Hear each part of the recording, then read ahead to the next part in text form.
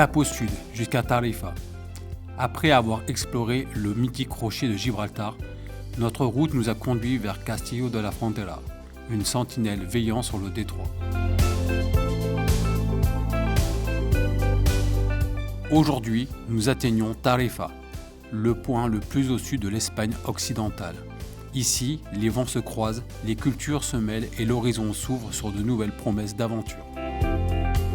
Bientôt, nous basculerons vers l'immensité de l'océan Atlantique.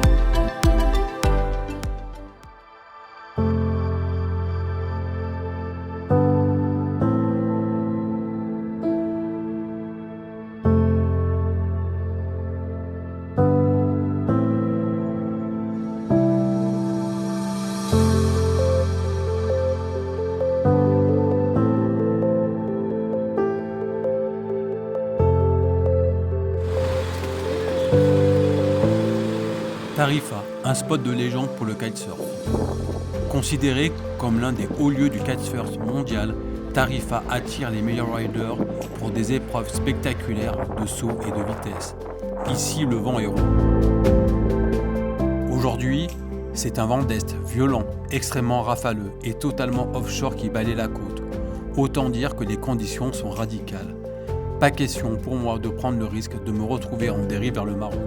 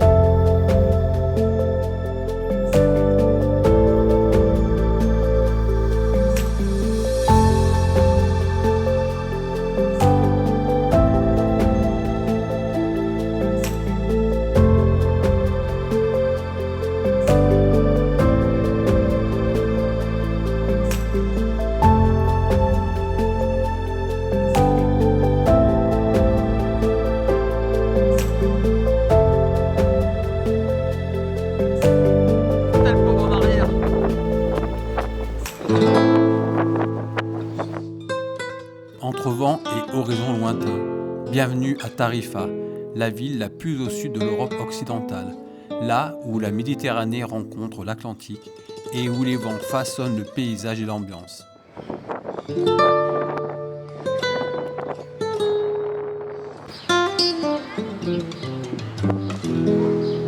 Réputée mondialement pour ses conditions idéales de kitesurf et de windsurf, Tarifa attire les meilleurs riders et aventuriers en quête de sensations fortes.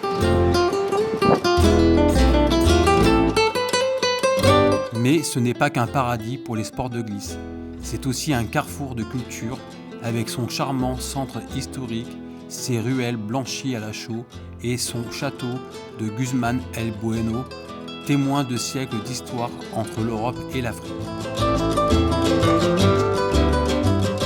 Depuis ces plages infinies, le regard porte jusqu'au détroit de Gibraltar, où l'on aperçoit les côtes marocaines. Un lieu où chaque souffle de vent raconte une histoire de voyage et de liberté. Et on est parti, on va aller voir les orques et les baleines, les dauphins.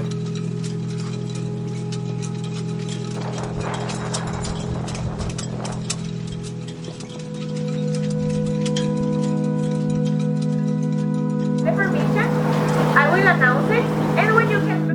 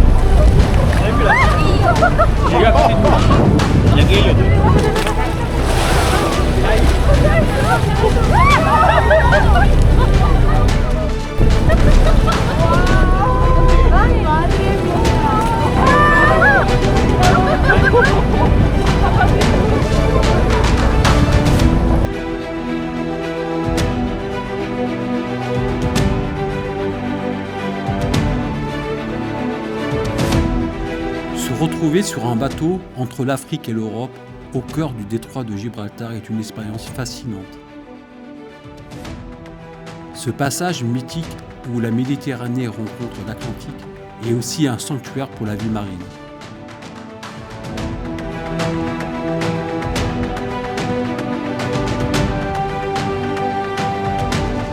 Lors de notre excursion, nous partons à la rencontre des dauphins, orques et autres cétacés qui peuplent ces eaux.